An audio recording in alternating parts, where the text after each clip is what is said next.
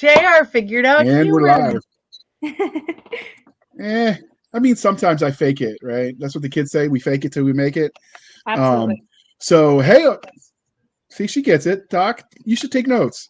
Hey, all you crazy sci-fi and fantasy fans, it's time for your daily dose of shenanigans over here at the Blasters and Blades podcast. Just three nerdy veterans geeking out over our science fiction passions and fantastical fantasies.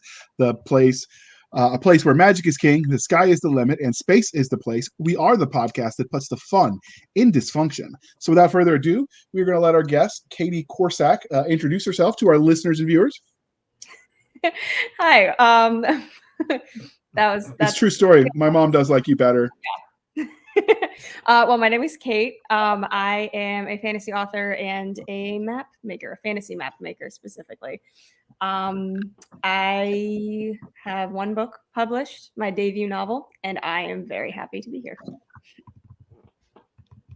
Outstanding. So the next part of the introduction, dear listener, is one, I forgot to tell you that apparently Doc says I owe her a coffee every time I mess up the intro, but the messing up to keep it unique is kind of why we didn't just pre-record it. So I don't think that's fair. So tell Doc I don't owe her anything. With that being said, the next part of the introduction is how we found the guest. So I actually found her through Instagram because I was just scrolling looking for authors so we can diversify the guests. And I saw all of her awesome maps. And then I forgot I was supposed to be looking for authors, and I just looked at the maps, which are pretty cool. Well done. And then I said, "Oh wait, she's got a book.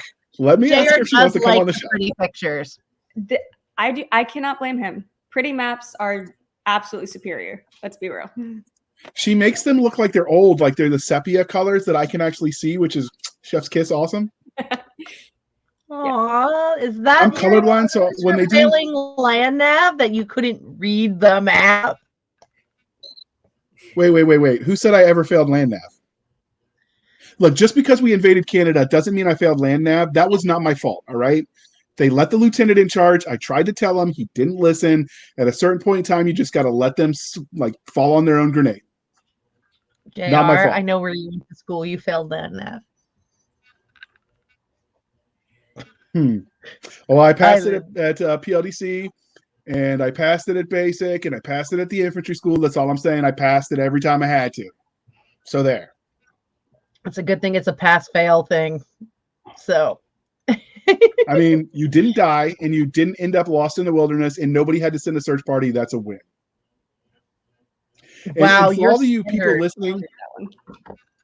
people listening, when they tell you that you see a body of water, you go around it. Don't listen to the LT who tells you it's a shortcut to walk through the dang swamp.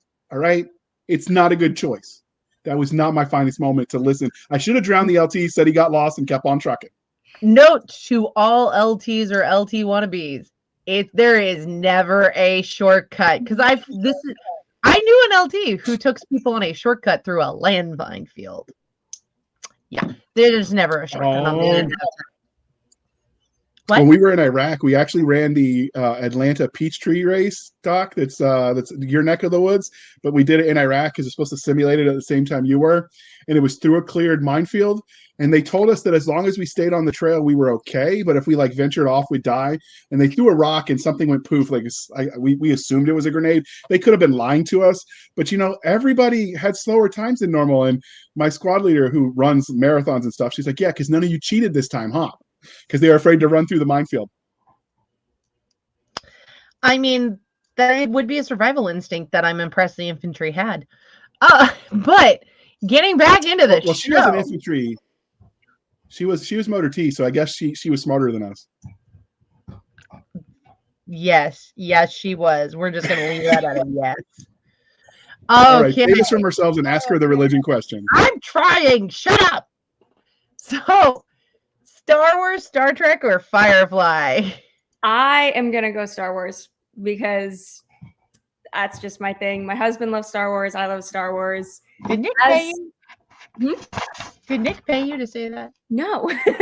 That's our co-host is a huge Star Wars art up at the wall. And as someone who's mainly a fantasy nerd, Star Wars has enough of that touch of fantasy to just satisfy my little fantasy soul. So, because it's basically space. It's space fantasy.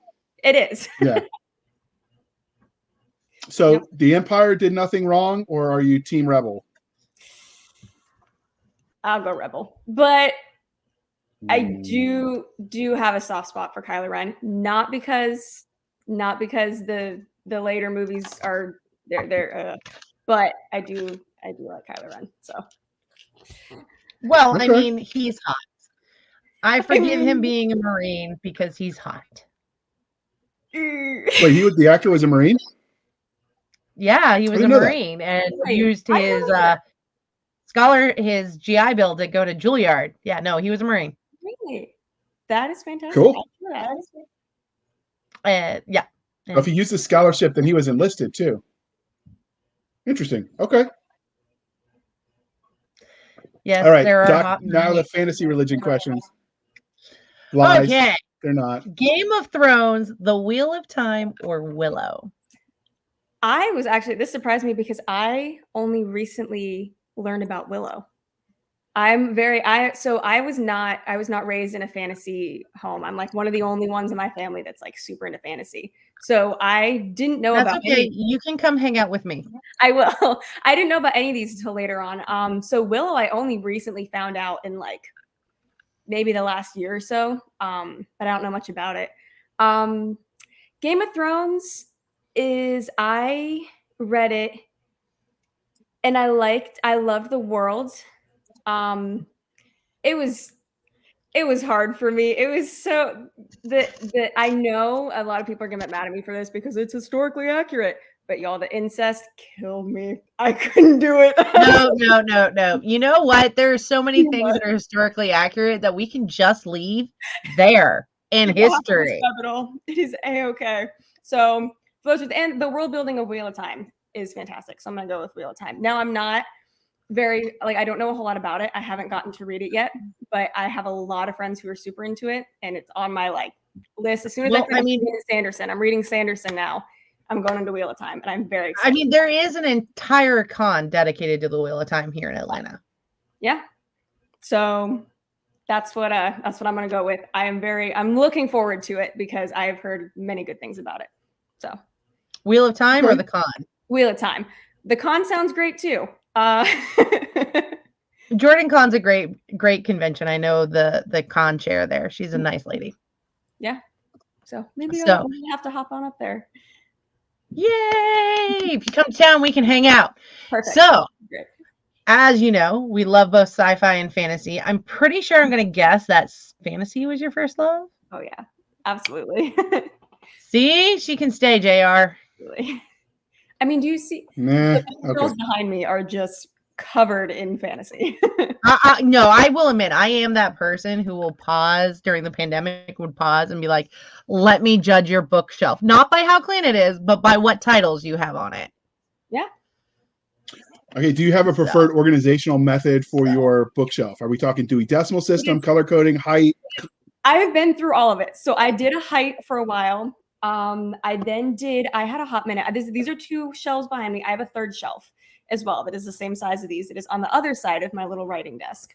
But it was for a time organized by author's last name, which was quite the task, but I did it. It was all author last name. And then eventually I moved it to where it is now, where it is mostly by genre. And then I've got like 2 shelves of books that I need, 3 shelves of books that I need to read that I have purchased or gotten as gifts. And then I've got like a shelf that's like main right here in front of me. These are like top tier books. Love them.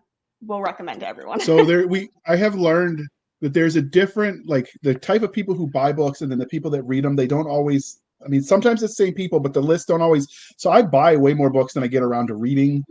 I mean, I could probably stop buying books for 2 years and still not get through all the books I bought. But I mean, it's a good sale, right? You just, so you had to. Like, I don't know. I went to an event with only 4 authors. I came back with 2 books. Yeah. About 50%. You've got a problem, Doc, but it's okay. So do I. So the problem with alphabetical, though, is if you get like something from the beginning and then you have to move everything through 3 bookshelves over, that could be. Yeah, that's where rough. I got a lot. That's where I was like, I can't do this anymore. And it got a little out of order. I would get lazy and just like stick one somewhere, but that's close enough. See, I used to have enough time in my life where I kept things at a new level of OCD because it was alphabetical, then by the series within the order in which I read which series from the author. So like Anne McCaffrey was Terror in the Hive, then Dragon Riders of Pern, then the ship, the Brains and Bronze, and then I have them within the series series in chronological order of the series. Because somebody may not have had a life as a teenager. Right there with you. It is A-okay. Books were my friends. I had 2 friends. We were in a history class together, and they read fantasy too. So everything I read, they read. Everything they read, I read. That was it. That was. Hey, that's awesome! You had a companion. I did. Are you also a history nerd, or is just I'm a or is it just coincidentally that where you? I would love if I had like the spare time. I would totally dive back into history. I loved it. I used to hate it. I did not like it. And then, so I was homeschooled growing up. And so I was kind of just learning from textbooks, and I would do online courses, and it wasn't it. And then a family friend of ours is a licensed teacher. And so she was teaching her daughter history, who's my age, she's my best friend. And then one of our other friends joined our history class. There were 3 of us, and we every week would go sit down and do history. Was not happy. The first 2 weeks, I was not happy to be there. And then her mom sat down with me, our teacher, sat down with me and was like, look, I know you don't want to be here, but I want to help you. I want to help you learn. So just work with me. And then I ended up just falling in love with it. So yes and no, I would love to be more of a history nerd than I am. I've lost a lot of that stuff that was up here. But I do love it. I think it's so fun.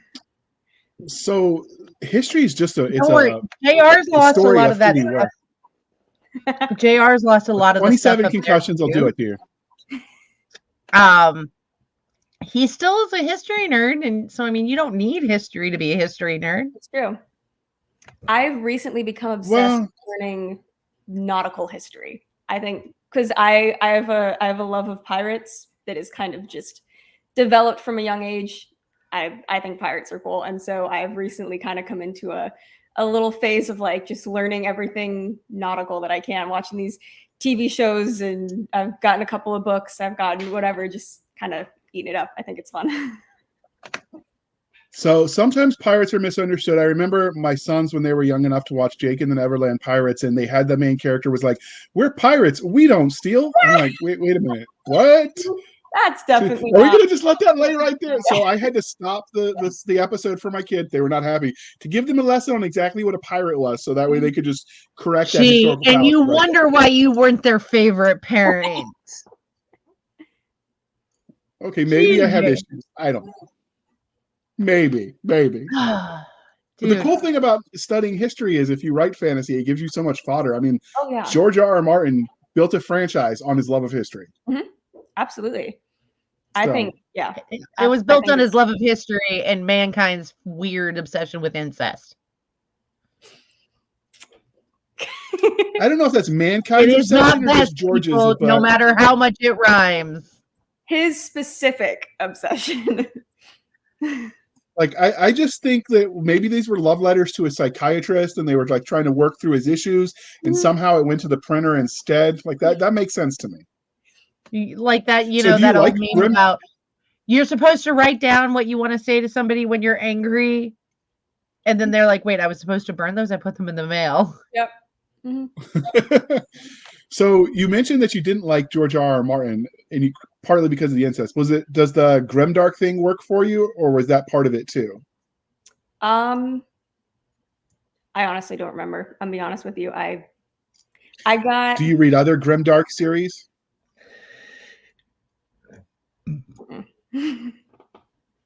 No. I prefer a little bit of hope that the world is dark enough without it. It's like it's got to be a balance. Like, I don't have an issue with darkness in books, but I don't, if I feel like it's weighing me down, then it's just not worth it, So it's that balance of like, I like seeing broken characters. I like seeing broken worlds, but I don't like when that starts to intervene with my my life, my real life, because I want to keep my life bright and happy. I'm a bright and happy person. So you mentioned that you were a fantasy nerd when your family were all more sci-fi. So where did you discover the genre that is spec fic? Was it from your family on accident or somewhere else? So yeah, my husband's super sci-fi. My little brother loves fantasy, but my parents and the rest of my siblings kind of just not their thing. Either of it. They're not sci-fi or fantasy. So it started. Yeah, they're just. That's not that they will enjoy it and they'll read the stuff I write, but they just not their thing. So I don't know where I got it from. I'm the little odd one out here. Me and my little brother, kind of the odd ones out. Actually, both of my brothers actually do enjoy it. But one of them is writing, and the other one is just like huge Harry Potter nerd. So it's. So has he published stuff too? Has your brother published too? Not yet. He would love to. He's still writing his first book. He is 15 years old. He's been writing this. It's going to be like a 7-book series. He's got it all planned out. I've heard all of it, and I love it. Ambitious. I like it. Yeah, I love that for him. However, so I first learned about fantasy. I had a friend who sent me the books Fablehaven by Brandon Mull. I have them up here. Okay. Here. They I like those ones. I read those with my sons. Yeah. I think in like 5th grade, so I was probably like 10 or 11. And she sent those to me and I read them and I loved them. Didn't realize that it was like a full series. So I read them like over and over again. And then I realized there were more books. So I read more. And then going into that history class I did in late middle school, early high school was when my friends who were into fantasy were going, here, read this, here, read this. So that's where it's sci-fi touched in there too. Cause one of the big series they had me read was Michael Vey by Richard Paul Evans. And that one's pretty sci-fi. It is sci-fi. I loved it. And then from there, it just kind of spiraled and I read recommendations from them and they read ones for me. And so that's where that was kind of fueled and fed. They introduced me to Lord of the Rings. I think I introduced them to Harry Potter. I found Harry Potter first. I was like, you guys have to read this with me. And so we did. But it was all like, this was all middle school and high school. So, and I'm only 21 right now. So it's not been super long. You're a baby. I am. Where something just creaked, JR. I know. When I was 21, I was on my second war zone. Win some, you lose some, I guess. I thought it was your third. No, wait, your home life was good. Sorry, never mind. Yeah. So you mentioned how you found speculative fiction, but what is it about that umbrella that fantasy, sci-fi, horror technically counts, and some of the others? One day we're going to have to do a panel doc on what exactly spec fic is, because I'm sure it's more than fantasy, sci-fi, and horror. Mm-hmm. But that's not today. So what is it about speculative fiction writ large that you love so much?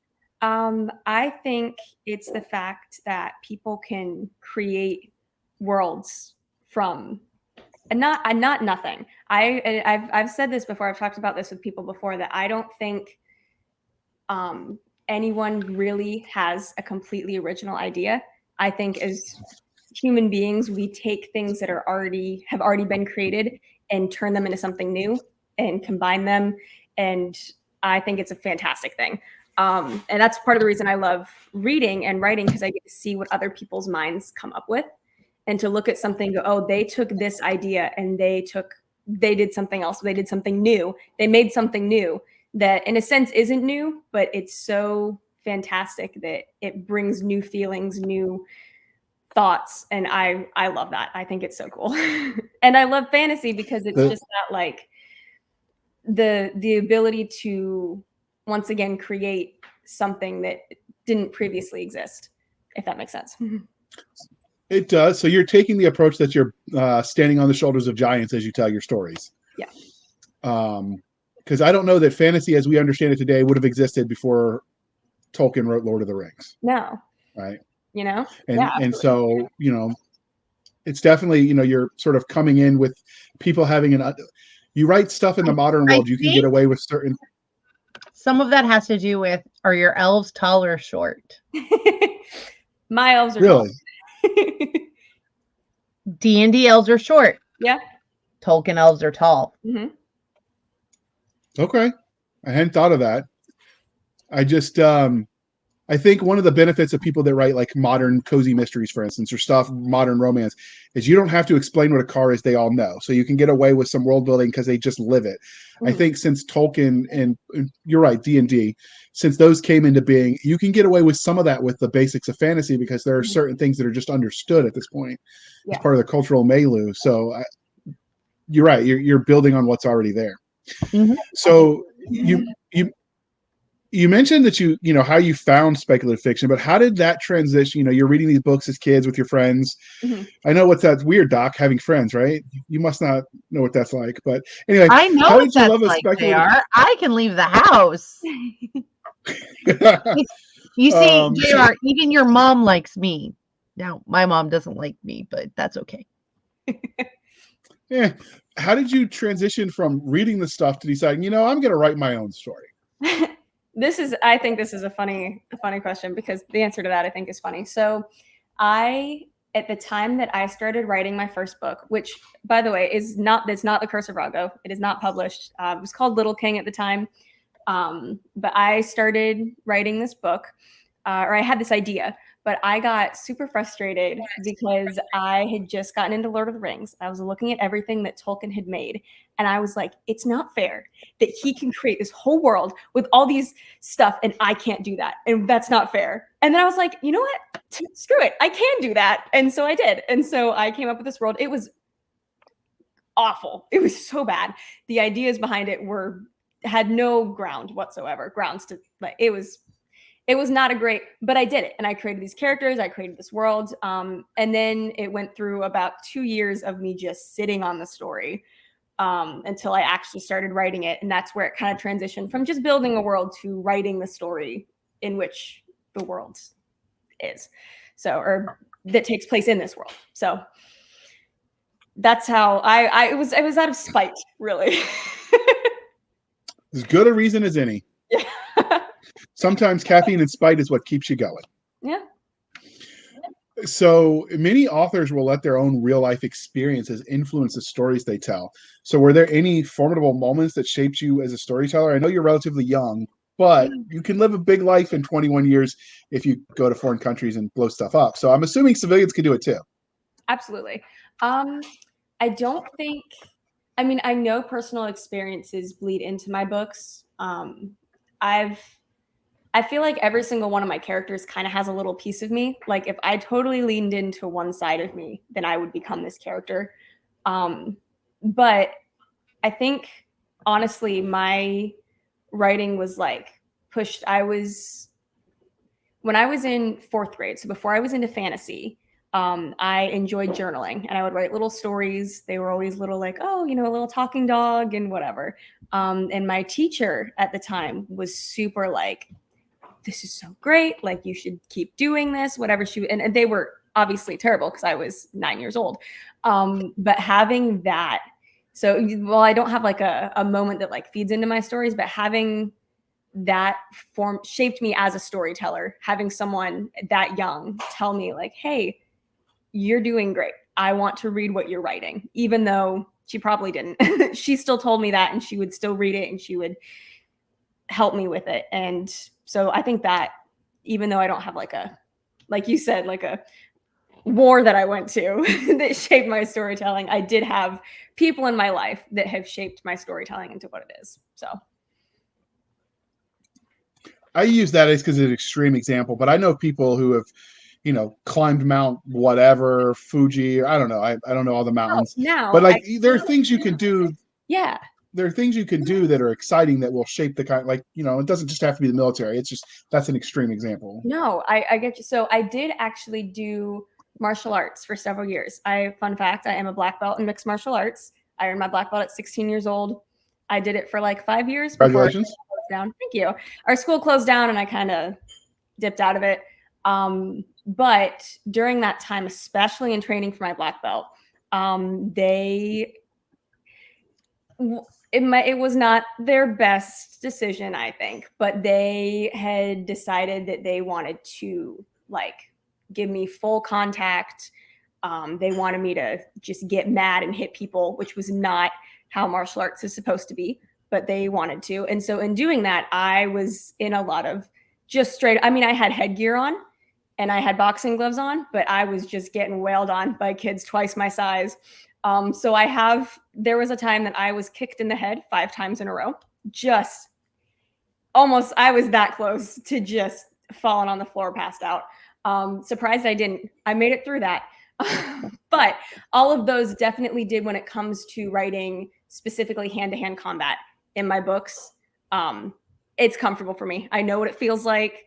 I know what it looks like. I know the way your body reacts to things. And so that definitely has fed into my hand-to-hand combat in my books. So do you study like, I guess, HEMA or like, I don't know, SCA for like sword fighting stuff? I presume they've got stuff out. They do. I have not really.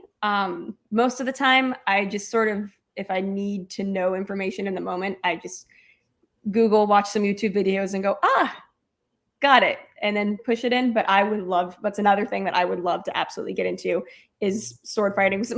My friends from history class, we've talked about, well, what if we just like did that as a workout? What if we like did sword fighting training as a workout? So it's something I would love to get into. I mean, I don't know enough about, and I want to learn more about. I think it could be fun. I think so too. So archery though, that's going to get your bulk arms up. Oh yeah. I was a Girl Scout, so archery is just. I still have a bet. So when I went to Boy Scouts, we did a lot of the rifles, but there was one of the times we went to camp and we did the archery range, and my dad bet me $20 that I couldn't hit the bullseye. So I did 3 rows over and 5 rows back from the one I was aiming at, but we didn't specify my bullseye. So my contention is that he owes me the money. He says it doesn't count because it wasn't mine. So we've had this argument since about 1995. I'm on your side. Thank you. Doc sided with him just because she doesn't like me. So it's been 5 years, JR. Oh, one day you're going to give me an anniversary present. Until then, you're still scum. Fair. All right. I mean, I've sent you booze before in wine glasses. Does that count? You did. I guess that does count. You are forgiven. For now. She's a chemist, so I sent her her favorite alcohol is wine. So it had like the chemical formula of wine etched into the glass. That's fun. I like. All right, that. Doc. Fandom questions. Your favorite? Okay. So, have you had any cool, fun fan art or cosplay of one of your characters yet? I have not, which is kind of sad, but also at the same time, this is my first book, fairly new. And with the book itself, I'm as it's an indie published book, and so it was not like I'm doing all the marketing on my own, and that's not my forte. But I haven't also put a whole lot of time or energy into that because the book, while I absolutely love it, it was my first published. It was a learning curve. When you read it, you can tell that I was not super great at world building yet. And there's some stuff that just kind of falls flat, or it was a learning experience. And I love the book and I love the story. But what I am putting my effort towards now when it comes to like my maps that I do and the books that I'm writing now, I think are just what I did with the Curse of Raga was great, but I know I can do better. And so because of that, I haven't put a whole lot of time or energy into marketing the Curse of Raga. And so because of that, a lot of people haven't read it. And it's definitely a young adult book. So it's definitely more for like middle school, maybe high school age. So anyways. So the pro tip, and I've gotten lectures because we've interviewed some people that have been around the business for a while about the business, including from Tony Weiskopf over at Bain Books. You're never supposed to say that it's not my best work. You can say, I absolutely love it. It was a labor of love. It's the coming age story of the characters in the novel, Connor and I can't remember the other one. And as I was coming of age myself, and you should absolutely follow that journey with me. It'll be an adventure. You don't ever say it's not the best book because you want people to buy it. I know that. Schmoozing, you got to get there. I know that. It's not that it's not, because it was my absolute best at the time that I did it. I was, 19 years old writing it, published it at 20. And I was I mean, I worked my butt off for this thing. And at the time, it was the best I could possibly do. But once again, now that I know more, I've learned, I've grown. And so every book is going to be better than the previous. And I know that. And I've accepted that. But I'm not, you're right. It was a labor of love. And you all the best ones are. So I'm trying to think. When she talks about these young ages, I'm thinking, what was I doing at 19? That was when I became a corporal the first time and then got demoted for celebrating a little too hard with some underage drinking. Don't do that, people. It's bad for your Army career. That's a good idea. Yes. I know, but it amazes me that someone found their passion with the writing like that young. Yeah. Because you think of all the extra stories you'll get to tell because you discovered it sooner, rather than people that are like, I'm 50 and I'd like to write a novel someday. So they say, I mean, no shade at them, right? Better late than never, whatever. But the fact that you're started so young, right? And there's one of the girls that's they interviewed her. She wrote fantasy. I mean, excuse me, she wrote mystery, so we couldn't get her on the show. It doesn't fit. Mm-hmm. But like she published her debut novel that was a bestseller at 17. Yeah. And I'm just thinking, like, when I was 17, my head wasn't on straight enough to do something like that. Yeah. So it's impressive. Your head's not on straight now, JR. It's kind of crooked. That's why I have the neck brace to keep me there. All right, Doc. Before I distract us again, save us from ourselves or from me. Okay. Has anybody asked you for your autograph yet? I've had many requests for autographed books specifically. No. Hey, can you sign this? I love you. But I have had a couple people reach out to me and say, hey, I want to buy your book, but I don't just want to get it on Amazon because it's only available on Amazon right now. And they've said, well, I really want it signed. Can you sign me a copy and mail it to me? So I've had that a couple of times. Everyone at work that has bought a copy has said, I will not give you money unless you sign it. So I consider that a request for an autograph. I think that counts. I think that counts. Well, they also have this ongoing joke that it's not the Curse of Rago, it's the Curse of Ragu, and it is an undercover cooked book about the horrors of spaghetti. So, wow, are you trying to like traumatize children so they never eat food? I guess so. So that is an ongoing joke of the Curse of Ragu. That's proof that she's young and doesn't have children. Otherwise, children must eat something. So what was it like the first time you signed your book though? It definitely felt good. It was like, I'm pretty sure the first copy that I ever signed was a copy for myself because I got it in the mail and I was like, oh, I got to sign it now. And I wanted to test my signature too. I wanted to make sure I could do it right. So I did. I sat down and I signed it and I was like, oh, this is my book and it's signed. Put it up on my shelf. Yeah. That's awesome. Little special moment. So have you had any Did you spell your name right the first time? My signature. Did you spell your name right the first time? Actually, hang on. I have a copy right here and I'll show the YouTube viewers. My signature is a scribble. It's just a little. Oh, I like it. My dad's signature is also a scribble. So I kind of just mimicked him. That's like a doctor's signature. It is. I think it's great. I will say that honestly, I have a book of author signatures and it looks like a book of scribbles. Yeah. Yeah. So here is another question though. Have you had any fan interactions yet that are funny? I have not. I'm waiting for some though. So this May, I'm going to, it's called Books, Gowns, and Crowns. It's in Tampa, Florida, which is right near where I'm at. I'm in Florida. And so it is just a big fantasy author convention. And I am one of the authors that is going to be there, going to have my little table.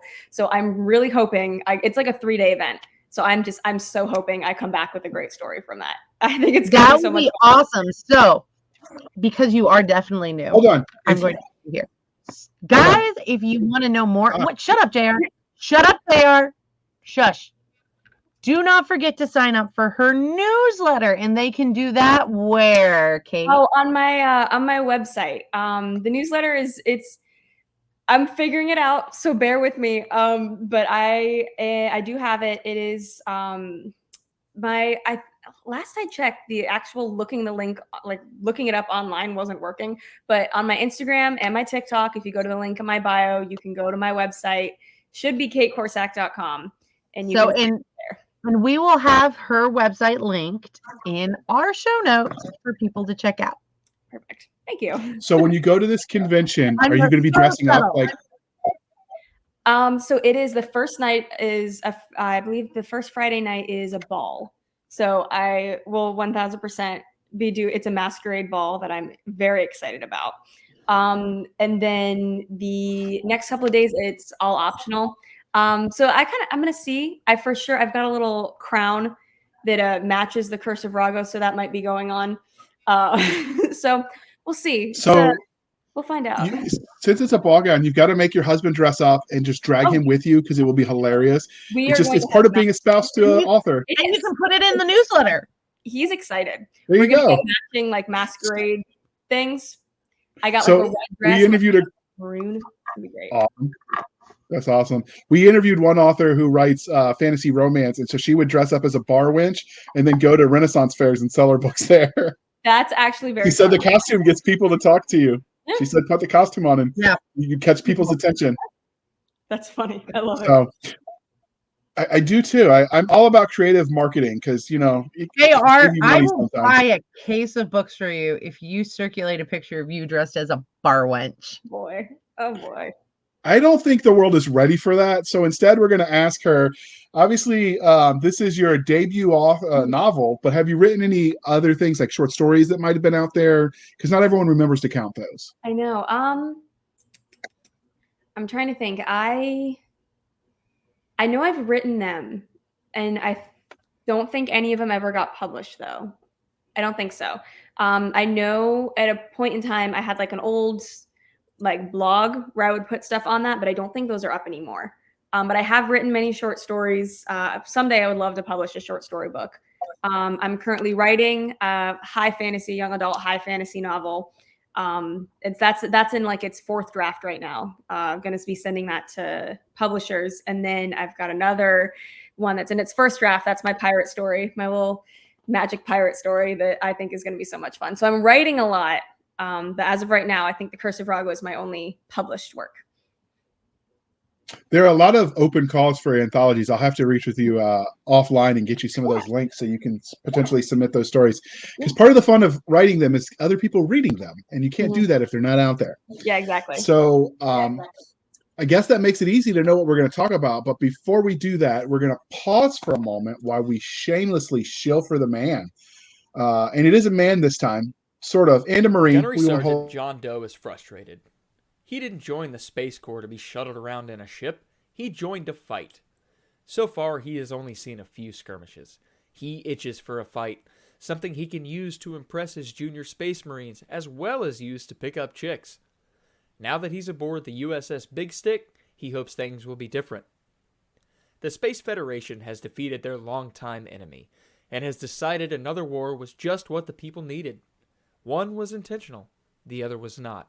Either way, Gunny is excited. Now Gunny and the rest of the ship's crew must fight for their lives against an enemy none of them saw coming. What could possibly go wrong? Dive into the Vacuum Suck Hard Adventures of the USS Big Stick by J.R. Handley and Chris Winder, and find out for yourself.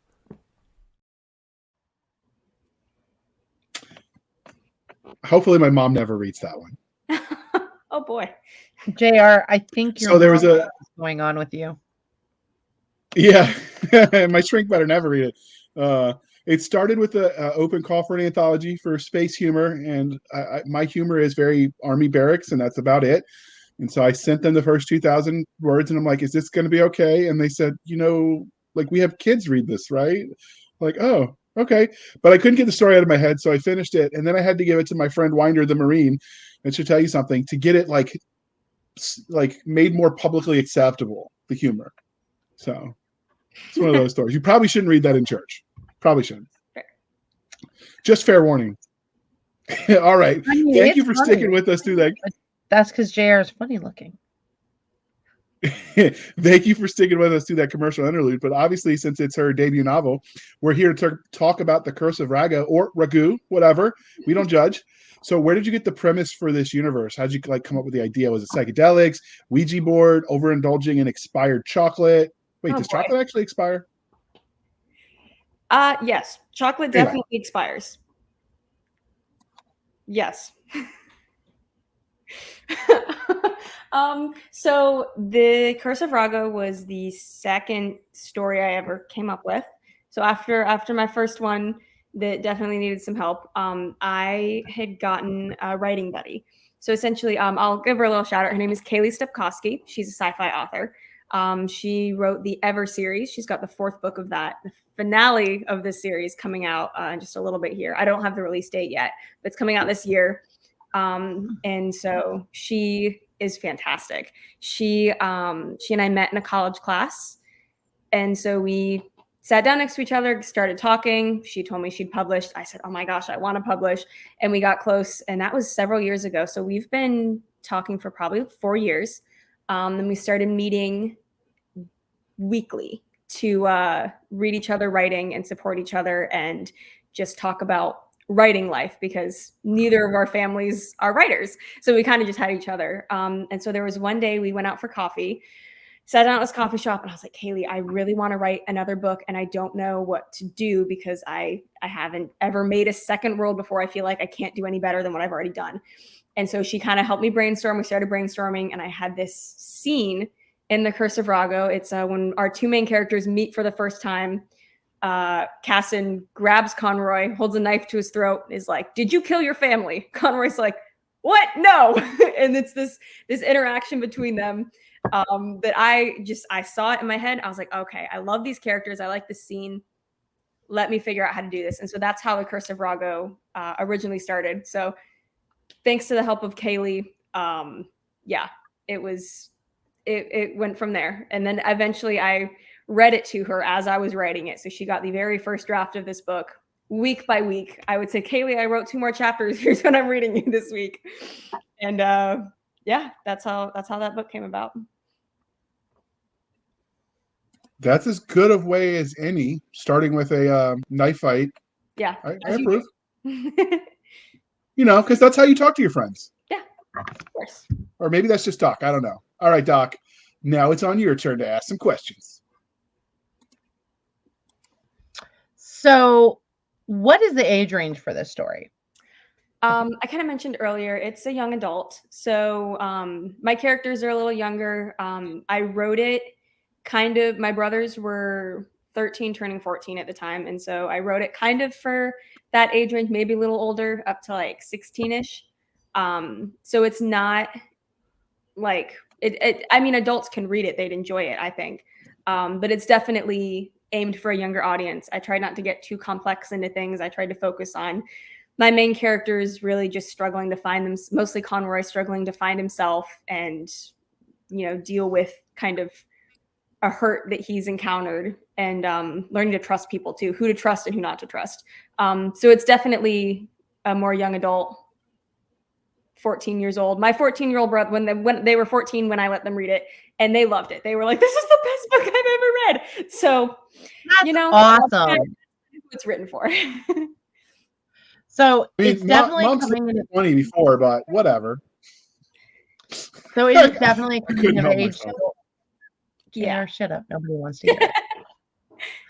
So it's definitely a coming of age story. Yeah. And which I think is great. I think they're very fun because we've all experienced that lost in the world. What am I supposed to be doing kind of moment? But can you tell us more about the main character? Yeah. So Conroy is the youngest of 3 brothers. He's the prince of the kingdom of Rago. So he's got his family. He's pretty close with his dad. And they're kind of gearing up for his oldest brother's wedding when he starts having these dreams of his kingdom being attacked and this fire just engulfing everything. And he sees these smoke figures. He doesn't know what they mean. And right when he's kind of thinking, all right, something's up here, I don't know what's going on, the night of the wedding, the fire happens and his family is killed, his castle's destroyed, and he's accused of being the only survivor, and he's accused of starting this fire by an opposing kingdom. And so he then is kind of thrust into the world that he was very unaware of. He kind of thought he knew everything, and he gets thrust into this world where he doesn't know a lot. He realizes that what he thought he knew about his family and his kingdom might not be true. Essentially, this world, every kingdom has a curse that goes with it. So when the family, the royal family moved on to this world, they established their kingdom, a curse was established with them. So for one of the characters, Cassin, he's the prince of the kingdom of Verdun, and Verdun's curse is giants. So they have giants in their mountains. Sometimes the giants attack. So you don't know. There's the kingdom of Mondov that has, they can't grow plants, they can't grow food. And so they have to trade with other kingdoms. And so Conroy's family was the Fae, and they were just these powerful beings that were, Conroy didn't know a lot about them, but they were very powerful beings that kind of struck out and attacked other kingdoms. And so his grandfather sent them away and said, we're not, we're going to close off from you. So the Fae were kind of cast away. And so they're now rebelling and using Conroy. He's weak. He's the only line left of his family. And they're going, okay, this is our way to get back into the world and get power again. So they try to do that through Conroy. So he's at first, very naive, very indignant about a lot of stuff, which was very much me at that age. And so there's definitely some of that, very prideful. And so throughout the story, he learns to, like I said, to trust people, that, not everyone is out to get you. But also, don't think you know everything. Don't just assume that what you think to be true is true, because there are other people and there are other views and there are other things that you might not know about. So that's essentially the Curse of Rago. That is awesome. So I So- know we're going a bit out of order because my brain was fried today. I love how you put all the themes on this picture that we have on the screen. It's great cover art. It's very clean. You can definitely see it and read it, but I think it hits kind of some of those classic title forward moments. Yeah. So you kind of get the smoky crown, which I think is a great touch. But I also love that you have all of the themes within here that people really zone in on. Mhm. I love it. I think this is one of my favorite ways I've seen a book marketed. I saw someone else do it. I can read it if you want for the podcast listeners. Oh, yeah. Male main character. We've got found family, reluctant allies, evil fae, witty banner, a cursed prince, and standalone novel. So this is standalone, but do you think you're going to do more in this universe? I don't think so. I might. I'm not going to say never. There's always a chance that I could. I think I would want to develop the world a little bit more before I jumped into it again. But at the moment, I have other worlds that I'm just like chin deep into right now. So the Curse of Rago is definitely, as of right now, it's its standalone. Conroy's story, I think, ended where it needed to end. So as of right now, but I mean, you're a history nerd, so you know a world's history has more than one story in it. Absolutely. So what do you think makes your story special, the Curse of Raga? What do you think makes it special in the crowded field of YA fantasy? Especially when it comes to YA. I know that specifically romantic relationships tend to be the pushing factor for a lot of them. And when I wrote this, I was really craving a book that did not need romance. And so it doesn't. There's no romance in it. It is kind of a brotherly bond between Cassin and Conroy that grows over time. And so that, I think, definitely makes it stand out. And some people, I don't think, like that a lot, but it helps lean into those things like the found family trope.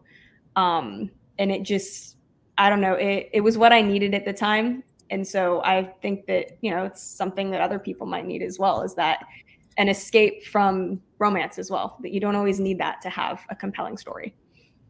You don't. And I honestly enjoy the stories that have more. I don't mind if they add it like and I don't think romance of it. Yeah. but I really like so much in life is not really driven by romance. Right. And I don't have an issue with romance at all. The books I'm writing now have romance in them. That was just what I wanted to write at the time, what I needed at the time. And so I wrote it because no one else was writing it. So obviously it's fantasy. We've sort of talked about that, but what other subgenres or genres do you think this story falls into? I mean, yeah, definitely fantasy. It touches a little bit on supernatural when it comes to some of these curses. There's creatures like the Night Watchers that essentially I said, okay, what's the freakiest thing to me? And let me make Conroy face that. And so one of the curses of the kingdoms is these creatures that come out only at night. They're essentially just skin and bone, tall, and they mind control. And so you look them in the eye. No one knows what they look like because if you look them in the eye, they completely take over your mind. And so that to me, as someone who values my mind, was just terrifying. And so there's definitely a touch of that, I think. I wouldn't say it's a supernatural story, but it does have those little touches in it that I think are fun. So we talked about the main character. Were there any secondary characters that were especially memorable to you? Yeah. So I kept the cast of this story pretty small. Conroy's the main character. Casson is kind of the second, right under Conroy. We've got Casson. He knows a lot more than Conroy. He's the only child of his kingdom, so he's kind of had to grow up learning how the world works. Whereas Conroy is the youngest, he kind of could skip his lessons and really have to worry about it. But Casson is he's very closed off. He kind of is suspicious of everything, which is an interesting combination with Conroy, who thinks he knows everything. And so you get this back and forth of Conroy wanting to do things his way and Casson going, "You're an idiot. You need to stop." And then we've got a couple others. We've got Ashra, who comes in. She's in the beginning, and she comes in again just over halfway through. She's a princess of the kingdom of Mondov, and she is very into the spirits of the world. There's forest spirits, there's the Night Watchers, there's the Fae, all of these curses, all these spirits. She is very into them, and she's very in tune with them. And so when she joins up with Conroy, she's able to help him figure out this connection that he has with the Fae. And specifically, the technically fourth character, who is called the Smoke. So he is a mirror image of Conroy.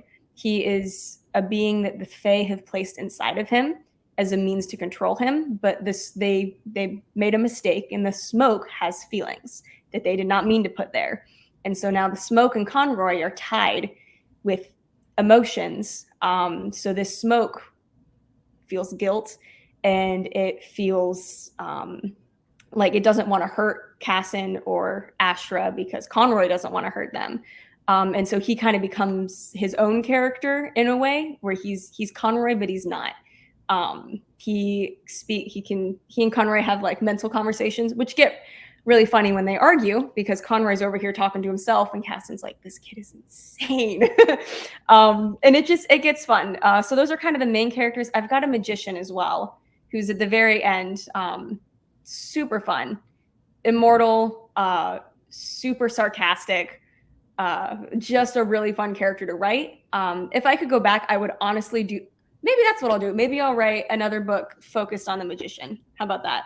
Because he was very good, and I would love to see more of him. I think one of my favorite Pern books started that way. He would. So you're obviously we don't want spoilers because we want people to read the books. We never do spoilers. We always encourage them to read the books. But is there anything you can tell us about the antagonist or the bad guy without spoilers? Yeah. And no's okay. No, you're good. The Fae are the bad guys, and that's kind of in the blurb in the back. You figure that out like in the first 5 chapters. Like, oh, these guys, they're not good, are they?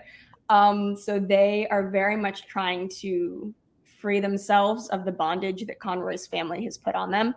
And they are slick. They know how to toy at Conroy's feelings. They know how to kind of get him where it hurts. And I like villains like that a lot. I think that they're definitely like evil. Like you can tell. There's some villains that kind of hit that gray area, which is something I've been enjoying writing lately, is those gray. But the Fae are very slick. They're very smart. They've been around for a long time, and they are just eating at Conroy whenever they can. And I think it was, for this story, I think it was great. I enjoyed writing a villain like that. That sounds like it'd be a fun one. Speaking of characters, Doc, we lost her. How would you fare if our no, you didn't fare me. You did not lose me. I just had an ADHD moment. So how would your characters fare? Well, how would you fare if your characters met you in a dark alley? Oh boy. Given they knew everything that was to them.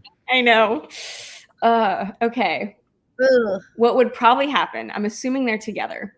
What would probably happen is Conroy would come swinging at me, and Casson would just grab him by the shirt collar and be like, calm down. Just wait a second. And then we'd probably have a little conversation in which strong words were directed towards me. But I think we'd be okay in the end. I think they're happy with the way their story ended. So I think at the end of the day, we'd be all right. I might leave with a bruise or two. I think we'd be fine. So you'd have to test out your black belt skills at that point. Exactly. Oh, so we talked about the characters. Do you have, when you're writing your novels, a favorite character archetype? And this is Conroy's of this. I like writing, first of all, prideful characters, mostly because they dig their own graves and they fall on their own swords, and they cause issues.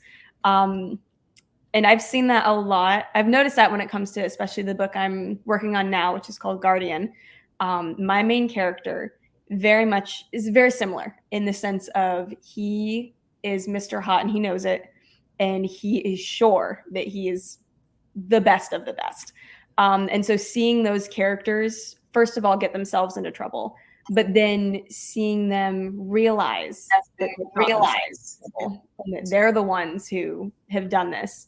And especially when they end up hurting the people around them. I love seeing that in characters. And as a reader too, that's what really gets me. And that makes me kind of drawn to that character and seeing them own up to their mistakes and sometimes just break down when they go, oh my gosh, I suck.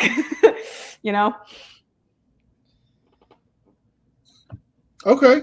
That's so the other one is when you wrote, like, obviously every author has their own process. People that outline tend not to cut as much, but we don't really talk about, your writing process, but were there any cool scenes that you cut from the Curse of Rago that might make an interesting story? And we talked about this in the pre-show, so if you need me to remind you what you said, I will, but that you want to tell the readers? I don't remember what I said. About the alternate ending you found. Yes. Man, and I was so mad when I found it too, because it was a really cool idea. I guess when I had first started writing the book, I had typed out an ending, and it's like a solid half chapter that I had written out probably on my phone. And then it looks, I think I emailed it to myself or something like that. It was really not the best way to keep track of things. And I completely forgot about it. And then when I found it again, I was like, that was such a cool idea. It was this whole thing where Conroy unlocked a different type of magic in the world and was able to tap into it to communicate with people. And it was this, I could have made it work, but I totally forgot about it. And by the time I got to the ending, it was not even a thought in my head.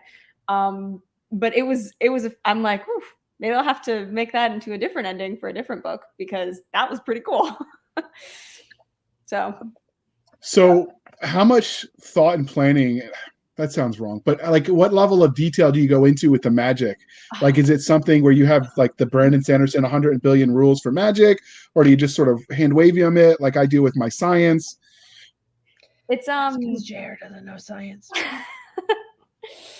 With the Curse of Rago, I was learning how to world build. And so it is more towards the kind of just, let's see what happens. There are some rules There are some boundaries to what the curses can and can't do and that sort of thing. But for the most part, it was decently open. Now I have become absolutely obsessed with like hardcore world building. Before I write, I sit down and give myself a world outline, all the way from the genesis of the world through like the mythical age, the rise and fall of empires. I go into Middle Ages, Age of Enlightenment, and Age of Steam. And so usually my books end up somewhere right between Middle Ages and Age of Steam. But I go through these full timelines of how magic got to where it is and why it is the way it is and what sort of religions and traditions are like integrated in this world and folklore. I love going into that. So since the Curse of Rago, I have just fallen in love with like world building and coming up with magic systems that make sense. I think it was one of my professors that gave me this quote by Tom Clancy that says, the difference between fiction and reality is that fiction has to make sense. And so I've kind of taken that to heart. Yeah. And you can't, you can write. The reason a nonfiction book sells is because you go, oh my gosh, I can't believe that's real. A fantasy book, you got to read and go, oh my gosh, it feels so real, So that's, I have fallen in love with you. And that's where my making maps has come in, because I've built these worlds and gone, oh, now it needs a map, just to get it. I love the map making thing, because to be honest, I will pull up a book if it has a map in it. I will read and I will go, okay, because it gives you a sense of perspective. Yeah. And it's fun. Like map making is so fun to me. I love it. I think it's fantastic. So people that grew up on the more classic fantasy books, those all used to have the fold out maps in them. That used to be standard. Mm-hmm. And then when everything went digital, people stopped putting them in. I think the tech finally caught up. You can put maps into books now. Cause I know my sci-fi one, The Reservist, actually has a map in it of the castle where they had their last stand. Yeah. Which is kind of cool, because I just sketched it out of what made sense for the terrain. And my artist who drew it for me, he goes, this is actually a castle in Wales. I'm like, that is so cool. Yeah. I mean, there's a reason like form follows function with castles, right? So, square, tower, like it didn't take much to make it right. You know what I mean? To get it right. But yeah, I think it's kind of cool that you do that. Are you going to include them going forward in the actual books? The Curse of Rago actually does have a map. I can show it for anyone that's watching video wise. It has, there it is. It has a map. Hold on. Let me put you center screen. Give me just a second. There. So the layout. All right, now you can show it. This is my beautiful map for the Curse of Rago. And actually, so I sell custom fantasy maps. And I have what I call the author package, where you buy like a color map and then you get a matching one in the black and white style. So it's not just like you take the picture and turn it black and white. I actually remake the map in black and white so that it prints nicely in your book. Because that's what I did with this one. And so I like doing that. But yeah, every single book that I publish will have a map in it. I will refuse to publish a book if it does not have a map. That is my official, you heard it first right here. None of my books will ever not have a map. So you mentioned that you had in this series your fantastical creatures. Mm-hmm. Presumably you'll write aliens when you write your sci-fi, but how do you go about creating those when you make up these non-human beings? Do you let your nightmares inspire you? Mother Nature, fantasy lore? I don't know, read the tea leaves? Like what goes towards your creation of these creatures? So once again, depends on the story. But lately I have become very into studying Old Testament scripture, right? I'm a Christian. I think I've told you guys this. But there's a lot of creatures in the Old Testament that are not really talked about. And they're mentioned a couple of times, but I think are fantastic. So specifically the Nephilim, which were these beings that were the children of the sons of God is what they were called. So like these fallen angels and the women of earth. And so there are all of these theories of what has become of these Nephilim creatures, what they do. There are theories that Bigfoot was a Nephilim or that skinwalkers were Nephilim. I heard that recently. All this stuff, and it is so fascinating to me. And so I've started pulling that kind of lore, or shapeshifters. There's a lot of theories about shapeshifters in the Old Testament when God says to, hey, kill all the people, all the cows, all the sheep, whatever. People believe, well, why'd you have to kill the animals? Perhaps the people were shapeshifters. And so that's why the animals had to be slain as well, because the people were in this dark magic. And so I think it's fascinating. There's a podcast, Blurry Creatures, that my little brother who writes fantasy, he's super into it too, and he's pulling ideas from it from his books, because they talk about of like, and it's not just that too. They'll talk about just blurry creatures in general, including Bigfoot and stuff like that. But they tie in those theories of, okay, well, what if these creatures did actually come from this Mount Hermon event, and why is it the way? And so and it goes into Fae as well. People think, well, maybe some of these creatures were Fae or fairies, or failed attempts to bring about an antichrist. I think it's fascinating. So I pull a lot of inspiration from those, because it's cool. It is so cool to study. No, it is a good place to do it. Yeah. So I love it. Was there anything about the Curse of Rago that we didn't ask you that you want to tell us before we wrap this up? Because we did go a little bit long, but that's mostly my fault. No, you're all good. I don't think so. I feel like we covered everything. You all asked all the good questions. Oh, she's so sweet. Thank I you. like her. We can have her back. Can we keep Absolutely. her? So we actually do, Exactly. like, in addition to book interviews, we also, like, we've done interviews of narrators. That's what Doc was talking about in the pre-show. But we also do, like, fireside chats, which is podcast format friendly panels like you do at a convention. Okay. So those are always fun. We'll have to have you back for those. You're definitely energetic enough. No one's falling asleep. Thank you. I appreciate it. So absolutely. Are you mainlining the caffeine? Is that what it is? Or like doing jumping jacks before we got started? What's your trick? Honestly, man, this is just how I do things. Your poor husband in the morning. Always. All right. So This is the part of the introduction.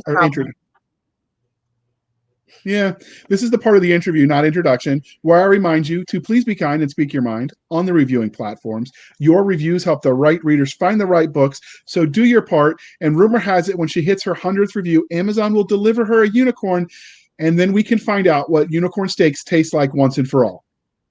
So with that being said, Katie, how do you take your steak? Because Doc and I have had this discussion. Normally we ask pineapple pizza, but that's played out. So how do you take your steak? Medium. Solid medium, gal. I mean, it works if you like it. That's a general. Doc wants her cow still mooing when it comes to her plate. Oof. Can't she likes that. Like she might be part vampire. I don't know. That would explain a lot. I don't think I've ever seen her out in the daylight either. It's more like werewolf. Hey, okay, this is fair. We're werewolves too, so we'll keep that one, right? You know what? I'm okay with that. So, Katie, before we let you go, can you tell listeners and viewers where they can find you? And as usual, all the links will be in the show notes. Yeah. So I am mainly active on TikTok and Instagram. That's going to be Writer KK on both of those. And then once again, my links to all of my my website where you can purchase those maps. You can see kind of where my prices start at, as well as fill out a quote form. Those links are in my bios on both of my social media. So you can find those. So her TikTok is hilarious. Her sister got her a cane with a sword inside of it, Doc.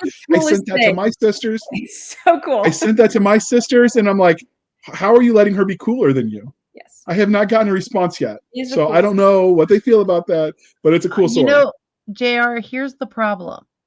Your sisters already know there's no hope for you on being cool. This is true. I might stab myself in the foot or cut off my ear, but it would be fun. Yeah, I've already decided that from now on, every book is going to have a character that owns that sword.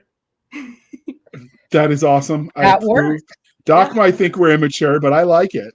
No, I don't think you're immature, JR. I know you're immature. There's a difference.